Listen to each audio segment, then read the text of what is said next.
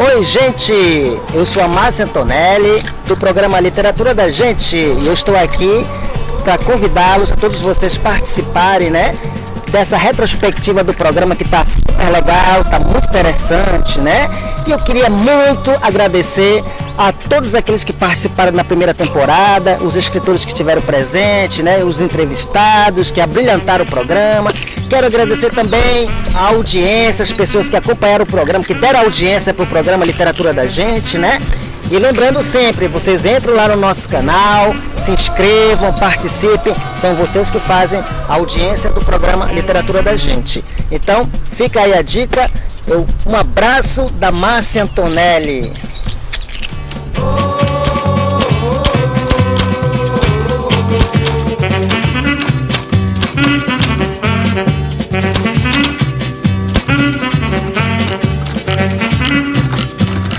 E hoje eu vou trazer aqui um entrevistado, um escritor, Marcos Ney, um professor da rede municipal de ensino, licenciado em filosofia, um filósofo, escritor, artista plástico, desenhista, e ele vai nos brindar com a sua obra, né, o Sindicato dos Pés Inchados. Então, ele está aqui com a sua obra, vai conversar um pouco com a gente, vai conversar um pouco com vocês que estão assistindo, né? E, então, Marcos, como é que é essa ideia do Sindicato dos Pés Inchados? Eles são pessoas invisíveis, parece que não são notadas, não tem carteira de identidade, CPF, nem recebe nenhum benefício emergencial, mas eles têm a cachaça, o limão, as conversas, o sal, a carambola. De vez em quando cai uma castanha da castanheira, eles largam ali chupada, né? Assa o peixe ali mesmo. Então é a história dos invisíveis em Manaus. O que te levou a mergulhar nessa temática, trazer esses tipos humanos para a nossa escrita? É uma nova maneira de escrever. Todos eles têm cirrose. Há uma pandemia de cirrose ali. Quando morre um, nasce 10. Não é um show, é um movimento, é uma manifestação da existência da vida. Esses pés inchados são de Manaus. Manaus também tem os seus pés inchados. Não é só em São Francisco, na Califórnia, em Londres, Rio de Janeiro, né? Nós também temos os nossos pés inchados. Nossos pés inchados pensam, eles sonham, eles têm uma vida. Nós aqui em Manaus é uma pé inchada. Manaus é uma pé inchada. Não só o pé, ela é toda inchada. Por que eu escrevo? Porque eu escapo. Através da literatura a gente se cria, a gente se inventa, a gente cria mundos, cria personagens. É uma alegria, é maravilhoso você criar um livro como esse aqui, essas páginas, criar vida, você entrar, se envolver com essas almas que você inventou na sua cabeça, porque eles não existem. Eles são da existência. Quem existe é Manaus, eu, você, nós aqui.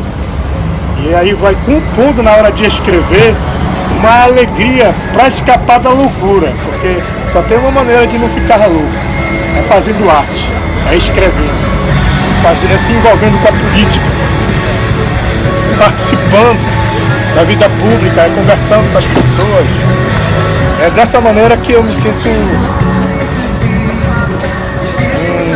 um cósmico.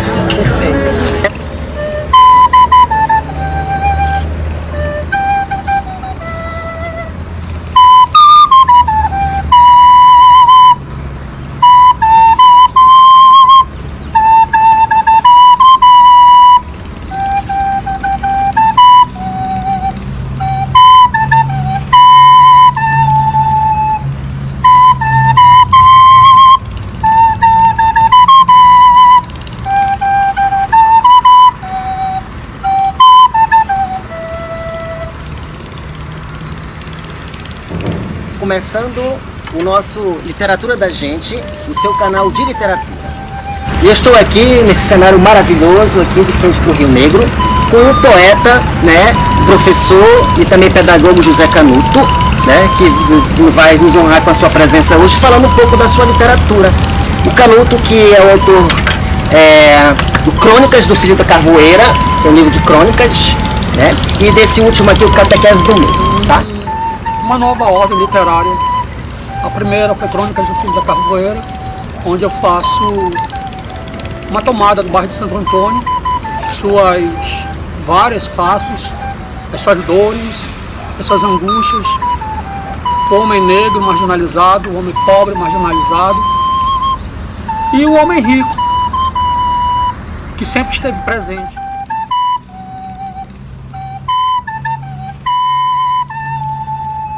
Nós estamos hoje aqui num cenário maravilhoso, aqui na Balsa Amarela, recebendo um convidado muito especial, o João Pinto, que é um escritor, romancista, contista, e hoje ele vai nos brindar com uma conversa maravilhosa sobre as suas obras literárias, né? Que é Contos de uma Aula no Vermelho, que é um livro de contos, né? E esse outro romance, As Pedras Doentes da Rua do Fio. Isso traz facilidade para o escritor, para mexer na obra, para mudar alguma coisa. Mas quem nasce já contista, nasce com a vocação de escrever. Me parece que não é só o contista, mas é o poeta. Ele tem essa coisa transcendente dele, que quando ele pega a caneta para escrever, ou o computador, aquelas ideias parece que tem uma precisão matemática impressionante na cabeça do criador. És uma completude, minha pele veste a tua, manequim perfeito, te adentro e me perco em ti, me encontro seduzida pelas batidas aceleradas do teu coração junto ao meu, em puro gozo ou orgasmo. E hoje nós estamos aqui na Praça São Sebastião, né? Aqui no Bar Cervantes, da minha amiga Mel Kenia, que nos cedeu gentilmente o espaço para essa entrevista maravilhosa com a poetisa Silvia Grijó. Então é a Silvia Grijó que hoje nos brinda com sua presença, né, Silvia, com as suas obras, e o papo aqui vai começar sobre literatura com a Silvia Grijó. Silvia Grijó, eu vou começar com uma pergunta te provocando logo. Menina, assim, nessa questão do gênero literário, quem escolheu quem? Foi você que escolheu a poesia ou a poesia foi que te escolheu? Cara, eu tenho a impressão que a poesia me escolheu. À medida no caminho também eu fui escolhendo a poesia, então nós nos casamos. Estou recebendo aqui a Laís Fernanda Borges, que é jornalista, poetisa e artista plástica, e que vai nos brindar hoje com uma conversa muito interessante sobre a sua literatura, né, Laís? O rio dita o ritmo com suas águas que nunca são as mesmas. O rio de nossas vidas é o onipresente relógio, onde o conjunto hora, minuto, segundo forma a correnteza, cuja água parece a mesma, mas não é a que se vê agora. Ao acabar este poema, o que você viu vai pertencer a ontem. O segundo que passou já virou lembrança, cristalizada na memória e enterrada no coração.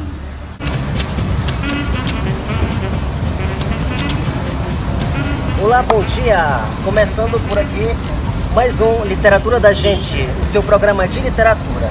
E o Literatura da Gente literalmente vem pra rua, aqui no calçadão da Avenida Eduardo Ribeiro, recebendo como entrevistado de hoje o Miro Juan. O Miro Juan, que é um artesão, um exímio artesão e também poeta, não é, Miro? Seja bem-vindo no programa de hoje, da Literatura da Gente. É um prazer estar aqui com vocês também. Que eu já fazia alguma coisa no quintal, com umas pelotinhas de barro, com os fiozinhos da tomada. Mas, na verdade, isso aqui para mim foi uma arma que Deus deu para mim poder seguir na estrada da vida, né? Sem ter que bater continência para civil, nem coroné, para industriário, para ninguém. Foi uma forma de... Isso é a revolução, é a forma de revolução mais pacata que tem, é o artista da rua. Vamos dizer assim, ao olhar da minha janela, vi seus olhos cor de sangue. Seus cabelos, cobras vivas, pareciam os da Medusa. É a bruxa que se esconde entre as luzes de neon. Seu falar, 1000 trovoadas. Seu poder dispara o canhão. mas no cérebro, teia de aranha, seu canto 1000 explosões. Pinto assim a bruxa malvada que me barra nos balcões, burocracias, né? Que no fundo das cavernas, prefeituras, palácios do governo preparam suas poções. Não tem asa de morcego e nem tem dente de dragão, mas tem um toque de maldade, dor de perversão, e te espreita das vassouras, arranha-céus, quer te esmagar contra o chão, te joga o pó do vício, o trabalho, te oferece a perdição, salário. Você corre, cai, grita e essa tal bruxa maldita o teu sangue quer tomar, te arrastar pelo sistema até te robotizar. Bruxa, desgraça da terra que na escuridão se põe a reinar. Bruxa, fera megera com uma gravata quer me enforcar. Rainha do cemitério, senhora das noites que cai, é como ferro queimando a carne, a própria esposa do mal. E o sangue vai pelas sarjetas, vem das manchetes dos jornais. Desse espetáculo sangrento, a mão da bruxa, o sistema tá por trás. Querer mais, poder mais, te mais. Muito bem, valeu. Os teus poemas que eu percebi são poemas engajados, né? Tem essa conotação política muito forte, né? De resistência. Eu não precisei escrever para fazê-lo, não precisei decorar palavras bonitas em dicionário, eu vi, certo? Eu vivi. Entendeu? Até um dia desse eu estava brincando na internet, eu falei, eu gostava mais quando Revolução era um estado de espírito, não era uma modinha eletrônica. Eu vejo agora um monte de revolucionário de tecla.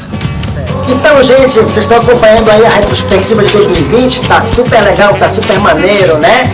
Lembrando que nós estamos preparando o programa para esse ano, 2021, essa nova temporada, trazendo muitas novidades, novos entrevistados, tá? O programa tá super legal, aguardando por vocês, pela audiência de vocês, tá bom? Fiquem aí com mais entrevistados, com mais literatura da gente, retrospectiva de 2020. Mário de Andrade. Ser grande.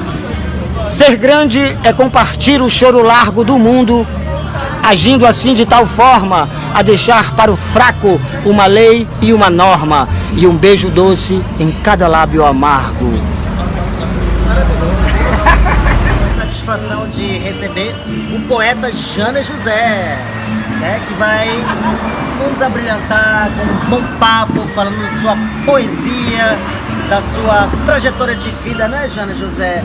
Jana José, quanto tempo fazendo poesia, hein? Na verdade, o meu primeiro trabalho com a escrita deu-se na infância. Perfeito. Na infância. Conta aí, Jana José, essa eu aprendi a ler sozinho, né? E os meus tios levavam histórias em quadrinhos para adultos. E eu me interessava. Me interessava pelas histórias em quadrinhos para adultos e comecei a ler sozinho. E os meus tios falavam para minha mãe, esse você tem que ter cuidado, porque ele vai ser poeta. Borboletas amarelas, cores mil pousadas na janela. É um haikai. Certo. Isso é um haikai. Jana, e fala um pouquinho agora da tua experiência com o cinema, né? Você recentemente fez parte de um curta-metragem chamado Zico Jabuti. Foi uma adaptação do Jimmy, né? O Jimmy fez uma adaptação de um conto meu e você protagonizou esse trabalho. Como foi essa tua experiência como poeta, adentrar essa linguagem do cinema? Mas trabalhar com a interpretação não é que tenha sido um fato novo. Eu simplesmente acreditei. Entendeu? Acreditei. Eu só não queria fazer uma coisa banal, esdrúxula. Certo. Porque isso eu já sou na vida comum. A arte, ela tem que ser levada ao ápice, né? Absolutamente. Fazer o gozo absoluto, completo. Senão deixa de ser arte. Senão nunca vai ser arte. Perfeito. Saber cozinhar não é fácil. Há inúmeros segredos. Cada receita é algo especial. E o bom é que você pode mudar uma receita a hora que quiser. Basta conhecer os ingredientes certos e seguir sua preferência. Existem pessoas que preferem preparar carnes, outras que não gostam de peixes e ainda os que não gostam de nada disso, os vegetarianos. A arte da culinária é tão misteriosa quanto a arte da escrita. Quem as pratica jamais se satisfaz. Sempre está numa busca constante de novos sabores, texturas e cores. O único cheiro capaz de superar o cheiro de uma boa comida é o cheiro de um livro novo. O cheirinho de um livro novo é tão reconfortante, enche nossa alma de paz. E o que dizer do cheirinho daquele café da manhã que exala pela casa toda, anunciando um novo começo. Temos a sensação de um novo começo também quando terminamos a leitura de um livro. Não há pessoa que não seja modificada após uma leitura. Quando li A Cidade do Sol, senti algo que não sabia explicar, mas que até hoje, depois de muito tempo, faz-me lembrar da personagem pela qual eu criei afeto.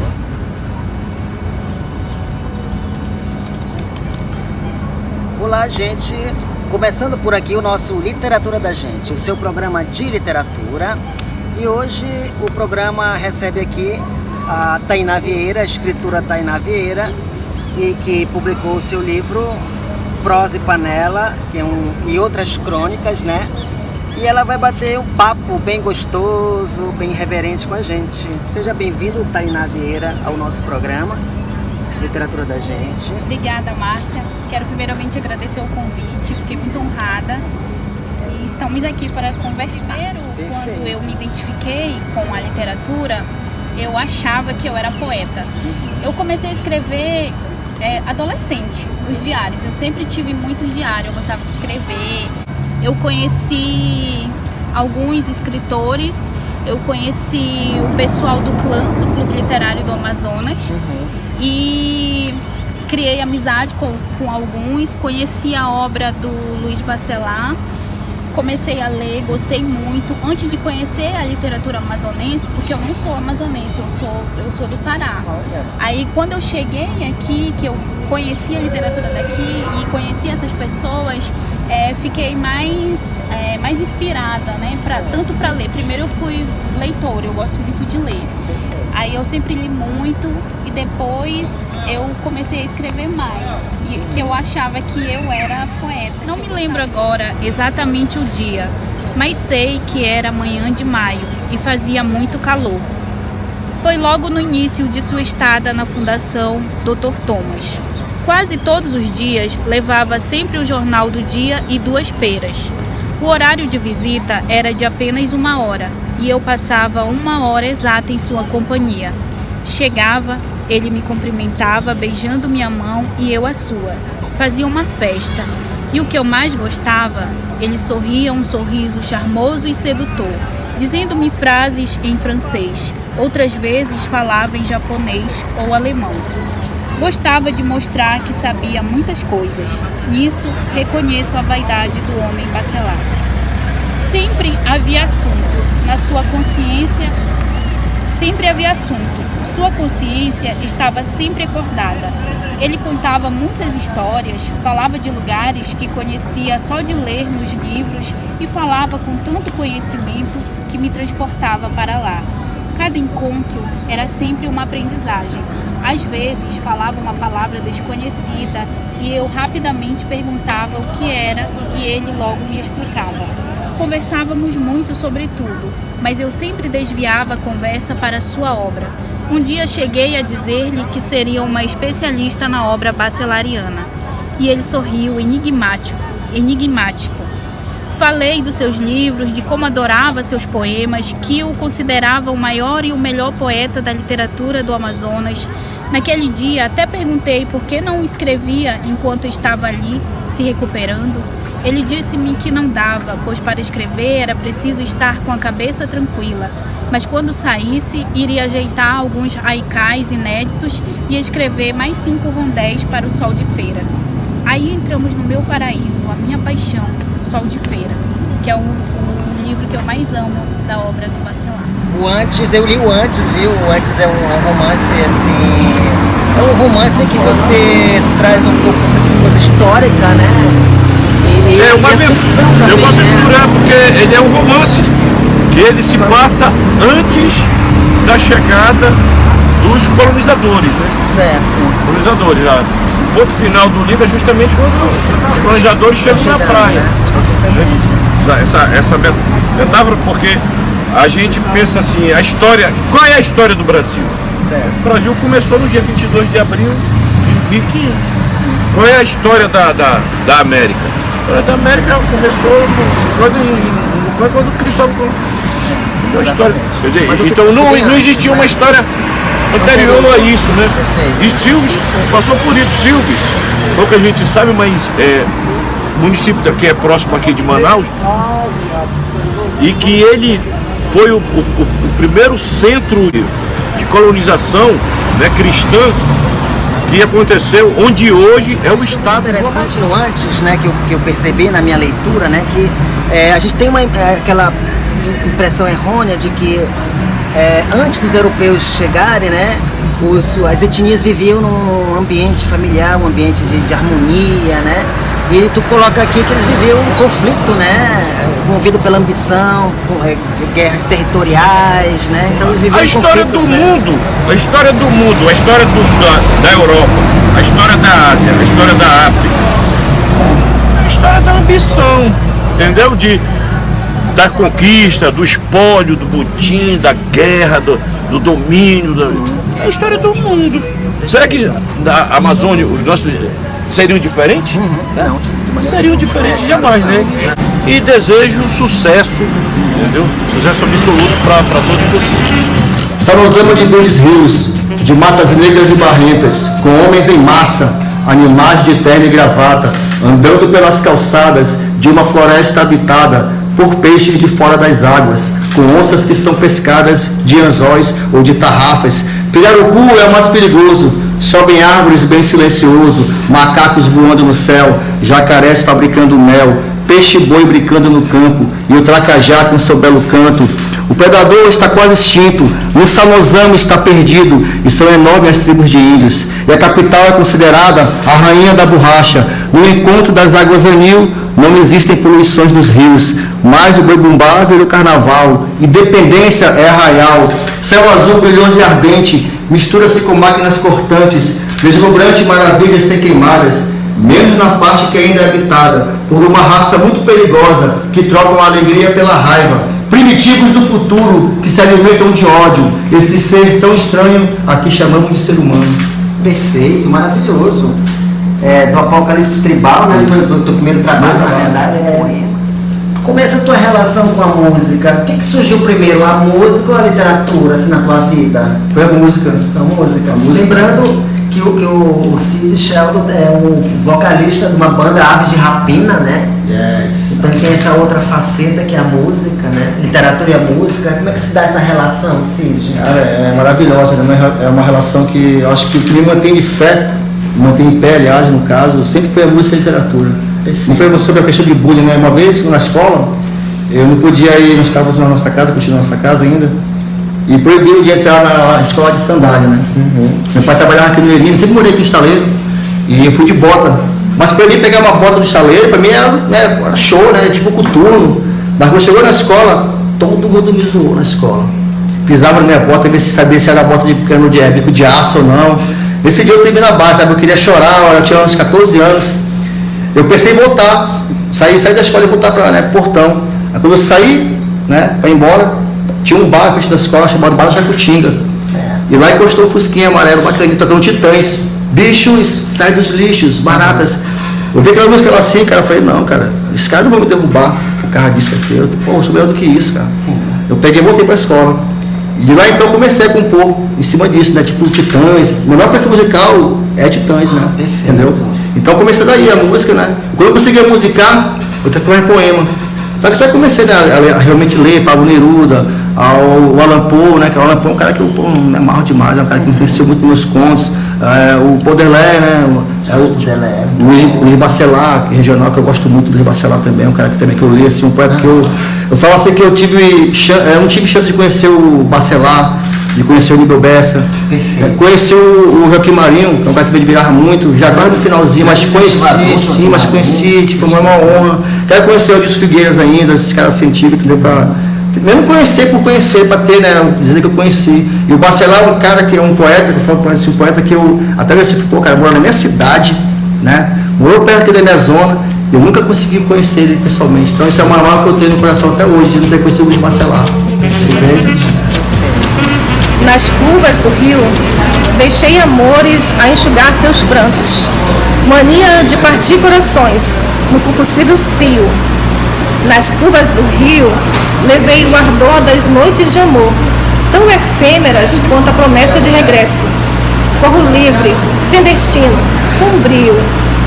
Nas curvas do rio, peguei minha canoa e remei sem parar. Perdi as forças e larguei meu remo. À deriva, meu corpo ficou por noites a fio. Nas curvas do rio, fiquei à margem do teu bem-querer. Perdi-me nas curvas do teu olhar e, sem saber retornar, agonizo no frio. Francina, me responde uma coisa. Eu percebi que você explora muito esse tema regionalista, né? Essa coisa bucólica, essa coisa relacionada com a natureza. Fala também do amor, essa coisa amorosa, de desilusões, né? Foi que eu percebi a tônica do teu trabalho. Você acha que essa temática, ela ainda serve, ela ainda cabe nessa modernidade, nesse mundo globalizado de hoje? Os meus poemas não abordam só as temáticas regionais, né? Mas eu sempre acabo escolhendo algo para falar porque eu gosto quando as pessoas se identificam, né, com o poema. Como eu te falei agora há pouco, né? É bom quando a pessoa entra naquele teu mundo, você cria a imagem do poema e tudo mais. E o que a gente espera, a gente poeta, escritor, é que a gente construa uma relação entre autor e escritor, não é? Então, geralmente eu falo sim sobre as temáticas amazônicas ou da minha região, porque são coisas que eu vivo, que eu vivi, então a gente só pode falar do que a gente conhece, né? Então, é mais fácil, digamos assim, é mais fácil falar do que a gente já sabe. Mas eu já fiz poemas a convite, a pedido, por exemplo, o poema Última Travessia, né, que foi do documentário, foi um pedido que fizeram para mim e eu fiz 2 poemas. Os 2 entraram nesse documentário, mas eu só decorei um, né, o que eu mais falo, que é a Última Travessia. As águas do Negro estão me chamando e só de pensar no vento frio em meu rosto aumenta a vontade para Iranduba partir. Nos braços da Bacurau vou me lançar, dos banzeiros vou me deixar levar. A amada no barranco deixei, levo do vento a sublime canção para sua face afagar.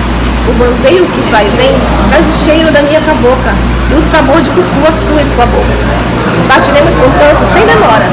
Na vila quero ver a aurora e a última balsa sai daqui a meia hora. O boto navegador é meu companheiro, desliza manso da dança das águas, o odor de jaraquins no rebojo dos botos. A última travessia é presente na natureza, onde os navegantes deixam-se levar por seu encanto e mistério. Nas trilhas das espumas, afogo os meus sonhos e esperanças. Perco-me na paisagem, encontro-me na melodia da viagem.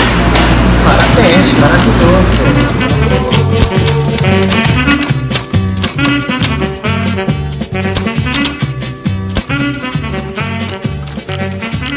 Absolutamente nada.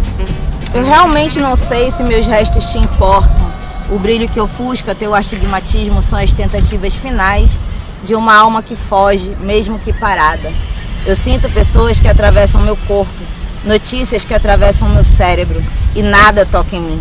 Mais fajuto aqui, um quase fantasma, gelado de uma anestesia involuntária, eu não tenho mais forças para lutar, para chorar ou tentar te convencer. Existe um anexo em meu peito que substituiu meu coração, feito de um material fraco e radioativo que vai ferir você. Não se aproxime, eu vou te ferir de morte, de verdades, de obviedades e brincar com possibilidades feito um gato e uma barata agonizante. Você ou eu? Quem será um inseto que não morre? Os heróis dos contos infantis não fazem sentido, os amanheceres muito menos. Você chamou os inimigos que me arrastaram pelo asfalto quente junto à minha família, mas estou aqui e digo, os vilões perderam as garras, são monstros velhos e patéticos, batendo a cabeça em paredes fedorentas manchadas de sangue, catatonicamente. Eu ainda vou ficar aqui para tocar fogo no palco e destruir meio mundo sem querer, nunca foi por querer. E agora, esses olhares de mentira, seus olhos feitos de um vidro frágil e embaçado, podem olhar e atravessar diretamente por mim. Nunca irão me tocar. Pouco me importa se meu resto faz sentido para você. eu vou ficar e assombrar as noites recheadas de absolutamente nada. O programa recebe aqui a presença da poeta e escritora Jauna Gordiano. Jauna, vamos começar pegando leve, Jauna. Assim, vamos começar pelo nome, a origem do teu nome, Jauna Gordiano. Jauna é um nome singular, é um nome, eu diria até um nome poético. Qual é a origem do nome Jauna? Né? Márcia, assim, minha mãe, ela disse que viu na lombada de um livro esse nome. Era a história de Jauna, o romance de Jauna, né? E aí ela disse que imaginou que seria um nome que ficaria bom tanto para criança, quanto para uma mulher adulta, quanto para uma senhora. E aí, para mim, durante muito tempo as pessoas me perguntavam qual era o significado e para mim, essa resposta estava ótima da minha mãe, né? Ela não tinha noção do nome que ela tinha me dado. E aí tinha um indiano que andava direto lá no centro na época do Castelinho e tal, daquele frisson que foi, né, o final da década de 90, início dos anos 2000. E aí ele era um indiano e quando ele ouviu o meu nome, ele falou assim pra mim, eu conheço, olha o teu nome, ele tem um significado muito interessante. Aí eu falei, né, fiquei, ai meu Deus do céu. Aí ele disse que tinha alguma coisa a ver com alguma das tribos lá, daquelas paragens lá da Índia. E ele disse que era alguma coisa próxima a Rio de Fogo. Então, de acordo com uma fonte de um indiano, o meu nome é indiano, ele falou que meu nome quer dizer Rio de Fogo, eu vou acreditar nisso, eu acho bonito esse significado, né? Então, pra mim tá ótimo esse nome. Há um tempo atrás, o centro era a efervescência cultural da cidade, né? Os bares do centro ali da Eduardo Ribeiro, o Macintosh, o Castelinho, ele reunia a nata cultural underground de Manaus, entendeu? Então dali surgiram muitas bandas, dali surgiram muitos fãs, muitas tragédias, famílias se formaram, famílias se desfizeram, pessoas ficaram viciadas, pessoas se prostituíram. Então assim, era uma loucura, né? Era uma versão infernal do Woodstock amazônico numa proporção bem menor, né? Mas enfim, era um momento de efervescência. E aí eu andando por lá conheci os escritores, né, da revista. A revista não estava idealizada ainda, mas os escritores andavam com as suas pastinhas e os seus capzinhos, e eu achava eles muito ridículos. E eu queria que você nos brindasse, Jauna, com um poema aqui do Asma. Do Asma? Escolha um poema, leia pro nosso telespectador do programa. Certo. Conhecer um pouco um poema aqui, do trabalho, do Asma. Um poema bem simples de entender. Eu vou me fuder. Eu vou me fuder por fuder tanto assim. Por dançar com vários homens neste cabaré sombrio, eu já sei do meu triste fim. Por isso não ria de mim, eu sempre pegue a peça, se sou mesmo a tal, da nau à deriva, afogarei muitos pulmões quando sucumbir. Esses laços formados de comoção prenderão-me pelo pé a uma rede de vudus. Com a rosa na boca e o peito ofegante e suado, recebo os aplausos e o calor da luz, vindos de um invisível público, e ainda por cima consigo me alimentar dos tomates podres quando se fecham as cortinas. Maravilhoso. O poema do Asma, dentre outros.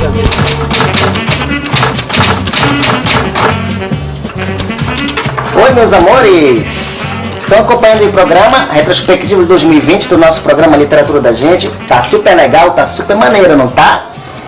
Não se esqueçam, tá, de entrar lá no nosso canal, no YouTube, se inscrevam, dão aquele like, assim ou assim. São vocês que fazem a audiência do programa Literatura da Gente, tá? Então continue acompanhando. Um beijo, daqui a pouco eu tô de volta, tá? Disseram que o mundo era um espaço sereno e que a vida era uma dádiva. Eu pensei por um instante que tudo seria mágico, muito mágico. Quando especularam sobre as possibilidades de ascensão e vitórias, fui levado a crer que as coisas aconteceriam naturalmente, sem interferência de um sistema quase imperceptível. Mas tudo era apenas uma conversa fiada. Nosso estado contemplativo nos anestesia.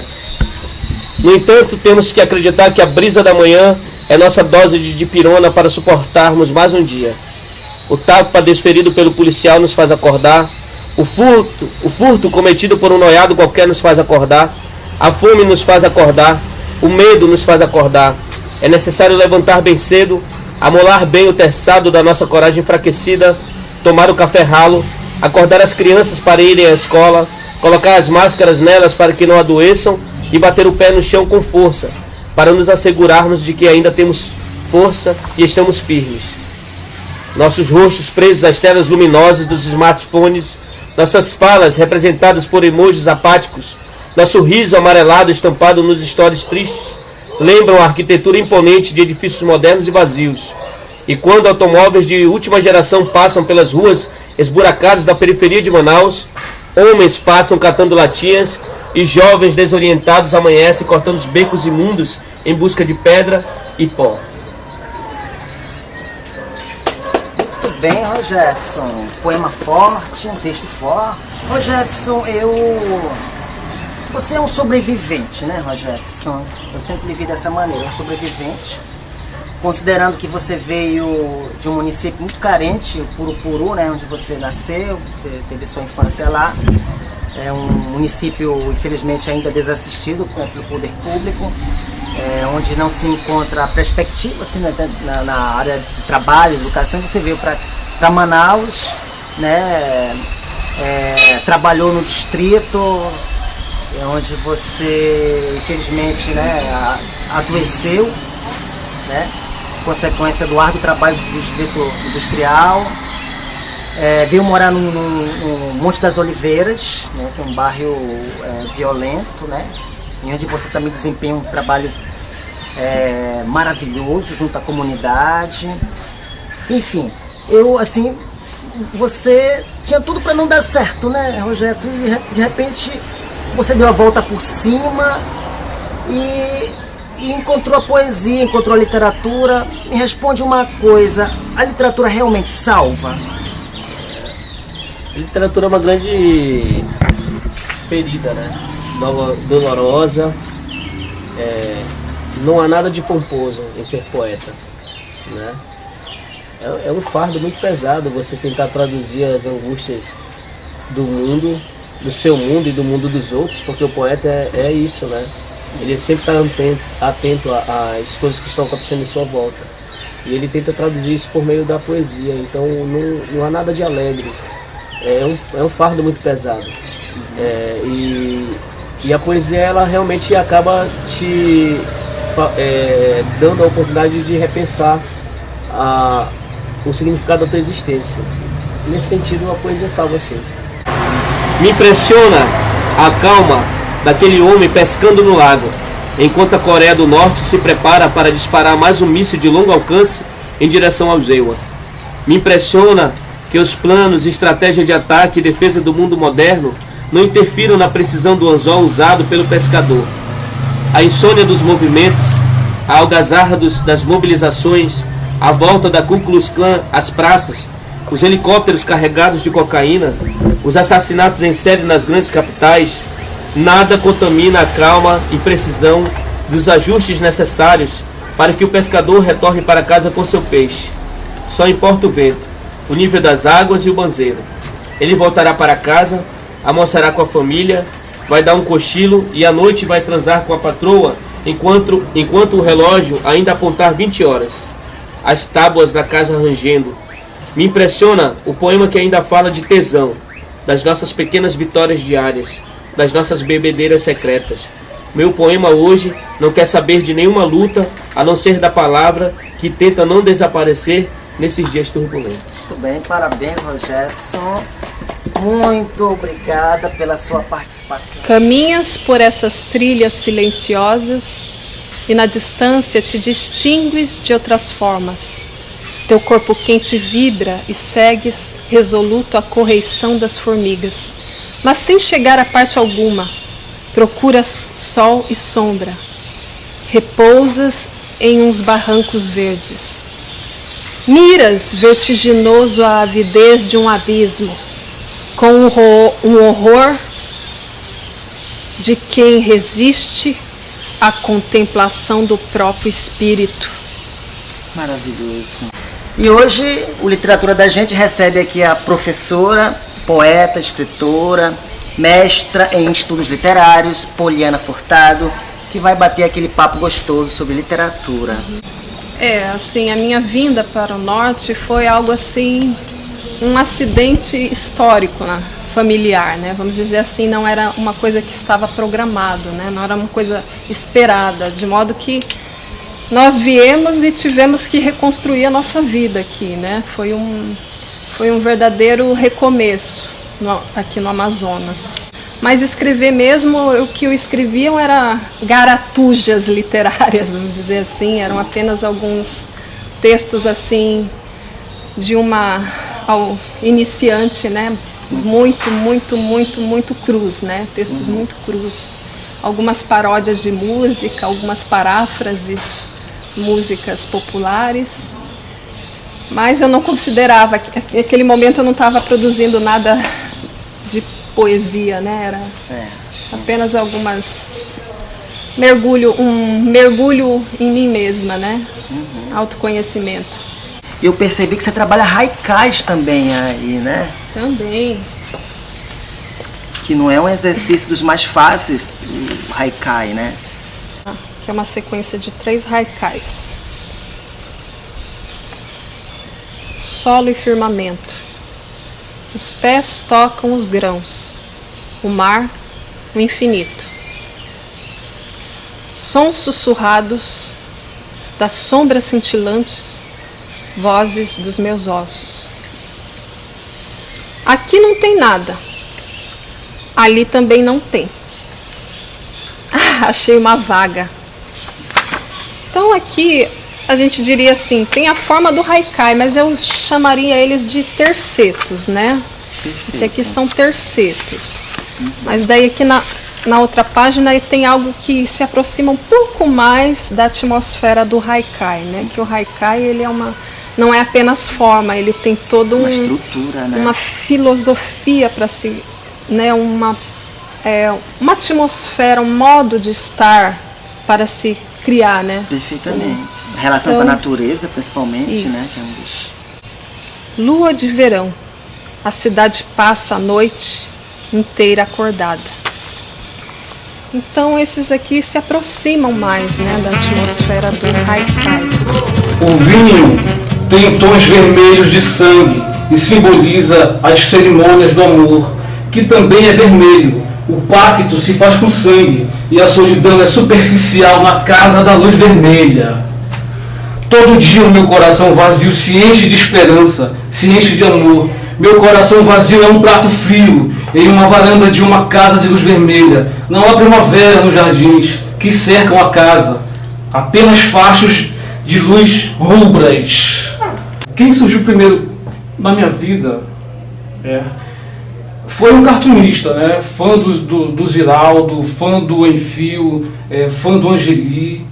E daí o quadrinho veio na sequência, né? O quadrinho autoral veio na sequência. Inspirações do cotidiano, da vida, das quebradas, dos amores, dos bares e tragédias. É esse conteúdo que eu busco para fazer a minha arte autoral nas histórias em quadrinhos, que é muito diferente do cartoon, né? O cartoon é um lance político, né?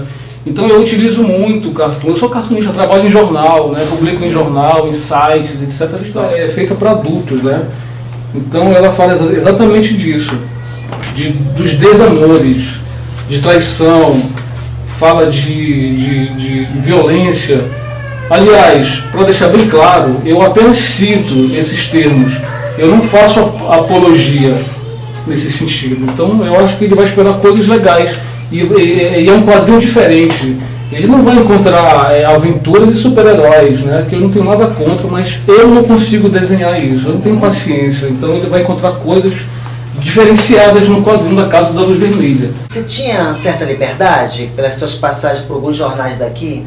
Eu acho que sim, porque até hoje, a forma de me expressar no jornal, até hoje, para mim foi válida. Eu sempre tive carta branca, né? Porque para mim é assim, o cara vai trabalhar como cartunista no jornal e ele vai desenhar uma charge.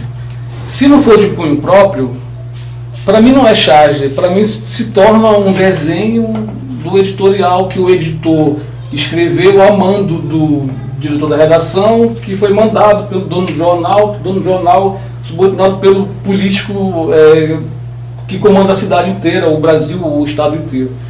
Então, eu duro muito nessa profissão porque eu acho que eu sei ser elegante para fazer a minha opinião lá, que a charge, ela é uma opinião fora a parte do jornal, é a sua, é você que comanda ali, certo. É a sua bronca, você desenhou, é contigo a bronca, e daí, cara, o que eu vejo ultimamente são charges e cartoons que, aliás, eles estão sumindo do jornal, né? O impresso já está acabando em Manaus, né? A gente está vendo aí um passaralho que está rodando e está acabando. Preciso escutar o silêncio desse mundo. O silêncio das crianças, das mulheres, dos pretos. Eu não consigo respirar. Dos povos amazônicos indígenas. Dos que estão abaixo da linha pobreza extrema, dos trabalhadores desempregados, dos LGBTs, as putas, os putos, os poetas do submundo, dos drogados, noiados, dos anônimos artistas marginais, autônomos camelôs, dos professores enforcados pelo Estado covarde, dos que estão muito longe, perto, invisíveis, sem pátria, sem terra, sem teto, sem espaço, sem chão, dos migrantes, dos refugiados, dos encarcerados. Preciso escutar uma canção de amor e revolução. Bem, senhor, parabéns. Do 616 lotado, é início do século XXI, e nenhuma das promessas de mudança de vida aconteceram. Ou os astros falharam nas suas previsões, ou nosso analfabetismo cosmológico não decifrou as profecias escritas nas estrelas. Eu não entendia muito de astrologia e outros papos ancestrais. A vida estava tão dura e exigente que pensar sobre o sexo dos astros não me trazia prazer. Queria saber era de conseguir meu vale estudantil para as próximas 2 semanas e deixar de convencer o cobrador a me deixar invadir um ônibus roleta dentro. No money, no play. E eu tendo que pagar para ser espremido e vomitado porta fora do ônibus assim que chegasse ao centrão de Manaus. Um objeto enviado por Sedex tem mais dignidade do que um usuário de transporte coletivo dessa cidade. Muito bem. Eu. Vitor Hugo, vamos para as tuas produções. Eu tô vendo aí que você trouxe aí várias obras. Não vamos começar de forma cronológica, mas vamos lá. Eu trouxe uma primeira aqui, que é a revista Cirrose. Essa aqui ela veio com uma navalhada, mas não foi nenhum problema pela rua não, tá, gente? Eu não sei como é que aconteceu essa cicatriz, mas foi onde que eu comecei a publicar minhas crônicas, junto contigo, junto com outros companheiros. Estou desde a primeira edição na revista Cirrose, sempre fechando a revista com uma crônica, e eu trouxe um exemplar dela que não poderia faltar. Mirla era tido como mulher adjetivada. Tinha um sorriso soberano, não obstante falho. Lograva andar elegantemente, contudo não hipnotizava. Ver Mirla era como assistir a uma final de campeonato de futebol. Mesmo sabendo que o jogo poderá ferir, que o seu time tem tudo para perder, não se consegue suportar o desejo de acompanhar o espetáculo. Mirla, sobretudo, sentia o cheiro das coisas abstratas. Cozinhar pensamentos era seu ofício. Mirla tinha as narinas presas ao cérebro e ao coração. A raiva tinha o cheiro acre, acompanhava o azedume dos vegetais.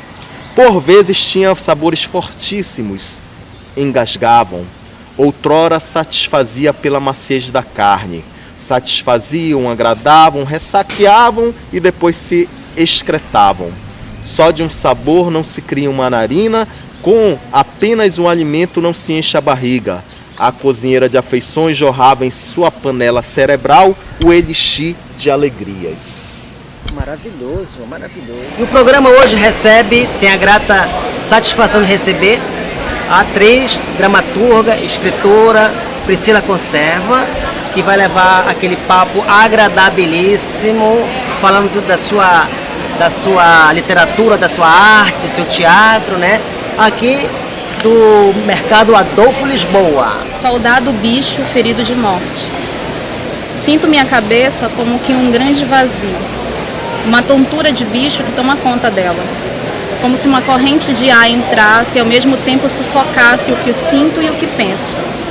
Saudades de bicho que talvez um dia eu tenha sido. A minha memória falha, mas a minha alma não.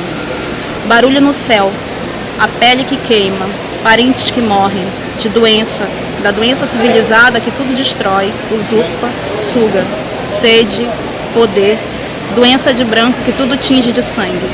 Gripe, varíola, sarampo, empreiteira, gado, garimpo, usina, estrada, progresso.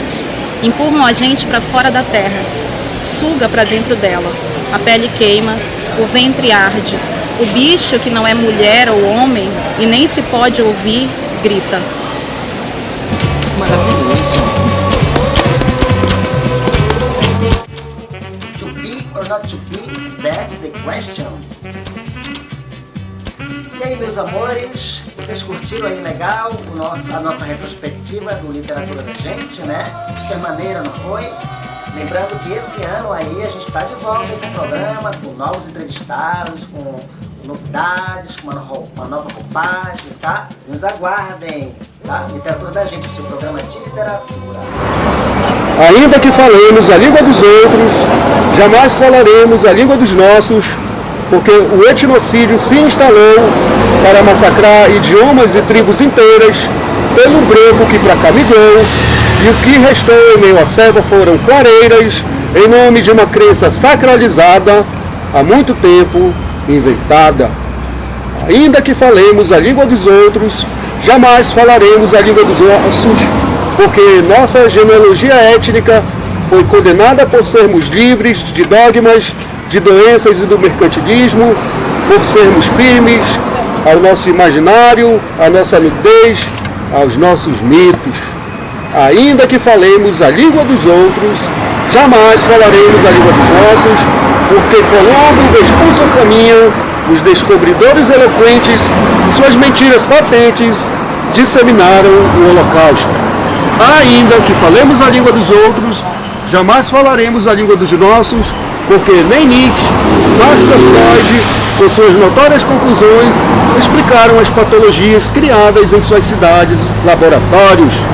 Ainda que falemos a língua dos outros, jamais falaremos a língua dos nossos, porque nem niilismo, ideologia ou psicanálise decifram as realidades dos nossos verdadeiros antepassados, pois barés, tupinambás, tucanos ou camaiurais, efetivamente subjugados, culpados, castigados por seus pecados, foram covardemente exterminados pelo proprietário da verdade, o europeu, com seu preconceito e sua vaidade. Que gostoso do casal, né? Água de caboclo, é? Água de caboclo. Beleza, vamos lá. Beijos, amores. Água de coco de caboclo, tupi. Água de coco de caboclo, tupi. Pode ser guaraná, pode ser açaí, pode ser luar, pode ser murici, tem cupuaçu, pode ser caxiri. Água de coco de caboclo, tucupi. Água de coco de caboclo, tucupi. Água de coco de caboclo, tucupi. Água de coco de caboclo, tucupi. Caldo de aracu, caldo de tambaqui, de cuiu-cuiu, caldo de acari, de pirarucu, caldo de jaraqui. E ter cabelo se tiveres cabelo, dê um abraço se tiveres abraço, dê perfume se tiveres um cheiro, dê amor se tiveres algum. A frase certa eu não sei dizer, a frase certa vou arremedar. Dê cabelo se tiveres cabelo, dê um abraço se tiveres abraço, dê carinho, por favor. Um sorriso já é bom. Peguei a bicicleta pra te ver, mas o caminho não existe mais. O pedido desbotou e agora eu sigo os meus sonhos só. Te dei a mão pra não cair, mas hoje já não serve mais. Te vi na hora de partir, mas hoje quem parte sou eu. Me dê cabelo se tiveres cabelo, dê um abraço se tiveres abraço, dê um beijo por favor, diga adeus ao meu amor. Essa aí é doação. Perfeitamente. Eu me identifico como um contista, escrevo como contista, entrei na revista Cirrose como contista, continuo publicando na revista Cirrose como contista. Nós temos experiências fantásticas e assim, tem determinados autores que sugerem que os jovens escritores comecem pela poesia ou pela novela, né? Eu prefiro que os jovens escritores prosistas, né, experimentem o conto, que é uma escrita rápida, dinâmica, que eu penso muito no método que o Júlio Cortázar sugere, que é o boxe, sabe? Eu já ia comentar sobre isso. O boxe, né, que é, você tá ali, se você marcar, está nocaute, entendeu? Você então, a escrita ela tem que ser, para mim, ela tem que ser rápida, de uma vez, sabe? Pegar o leitor e tirá-lo da sua condição de morno, sabe? Ou de fragilidade e arrancá-lo de lá, para ele ficar atento no que você está apresentando e ao mesmo tempo a música, sabe? A minha escrita ela tem a rapidez, mas tem que ter uma musicalidade. Perfeito. É algo que eu aprendi muito com a Cirrose.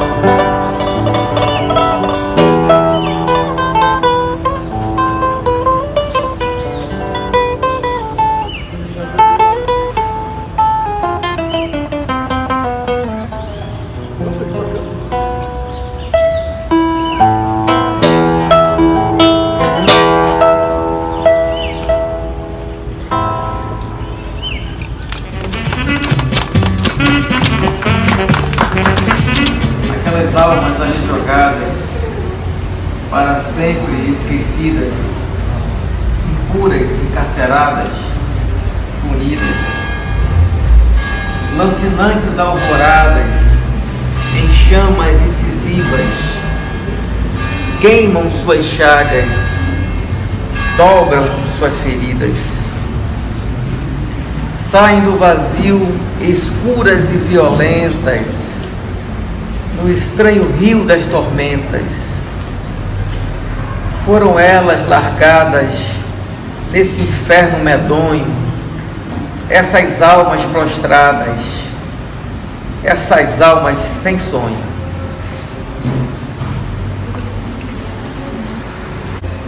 Dessa relação profunda com a existência. E se eu tenho uma relação profunda com a existência, eu tenho angústias, eu tenho guerras, eu tenho maremotos, o jihad, o eterno jihad, né? Aquela guerra espiritual, aquela guerra interna, né? Que os poetas travam consigo mesmos. E esse aqui é o livro do Paulo, né? O primeiro livro, não é, Paulo? Jazz para Rinoceronte. Me explica, eu fiquei curiosa, começando pelo título dessa obra, Jazz para Rinoceronte. O título, assim, eu quis pegar uma visão meio caótica, sabe, das coisas, uma visão caótica do mundo. Então você imagina assim um free jazz sendo tocado com vários rinocerontes correndo, e aquele alvoroço, sabe, a plateia ser rinocerontes enquanto tocam um free jazz. É mais ou menos a visão que eu quis passar no livro, essa confusão, esse caos, sabe, essa bagunça aí.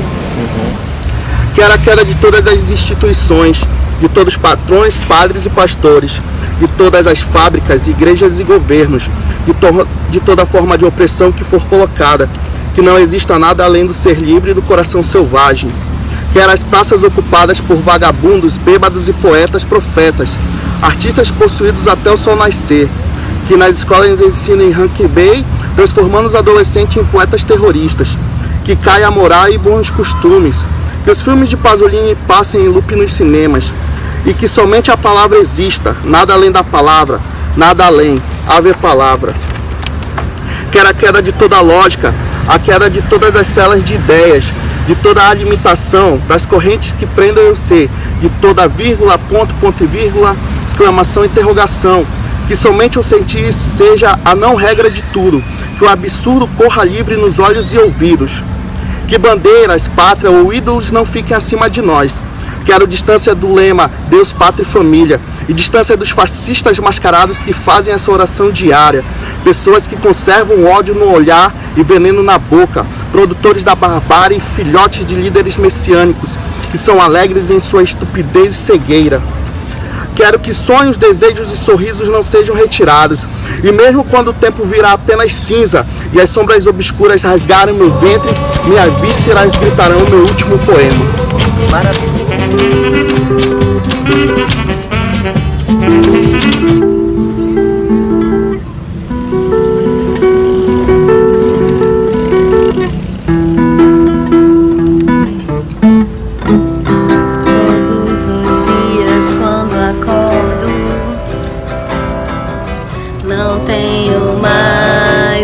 Tempo que passou, mas temos muito tempo. Temos todo o tempo do mundo, todos os dias antes de dormir.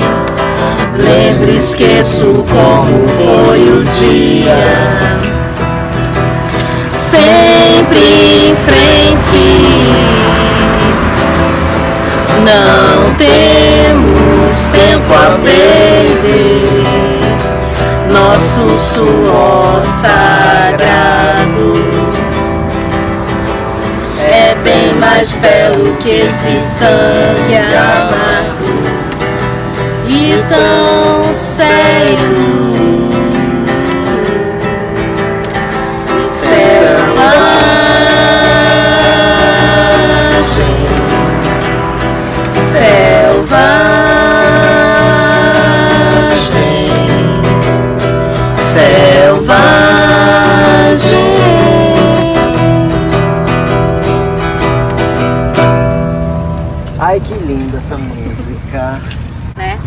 Tiago e eu estamos nesse projeto, que é um projeto assim, que para nós é maravilhoso, né? Que é o livro A Poesia na Legião de Renato Russo, a poesia urbana na Legião de Renato Russo. E olha, gente, essa é a última entrevista da nossa temporada, né? Da primeira temporada do Literatura da Gente, né? A gente vai voltar, evidentemente, o ano que vem, com novos entrevistados, com um novo formato, né? Não parou por aqui, não. Então eu quero agradecer em nome da nossa equipe pela audiência de vocês que acompanharam o programa desde julho, né? Desde o primeiro entrevistado até aqui, participaram, né? E que enalteceram de algum modo esse programa, enriqueceram com a participação de vocês. E eu quero também aproveitar essa ocasião, esse momento para, enfim, né? Perdemos um amigo agora recente, né? O Douglas Mandrake, que também era uma pessoa envolvida com a música, envolvida com a arte, né? E que infelizmente nos deixou. Então esse programa de hoje, Literatura da Gente, é um programa em homenagem a ele, tá bom? Então fica aí o nosso carinho, o nosso sentimento, né, a um amigo que se foi, né, mas que deixou também, que contribuiu com a arte aqui em Manaus, Douglas Mandrake. Tá bom, gente? Então, um beijo da Márcia Antonelli e para o ano a gente aguarda vocês novamente. Beijo.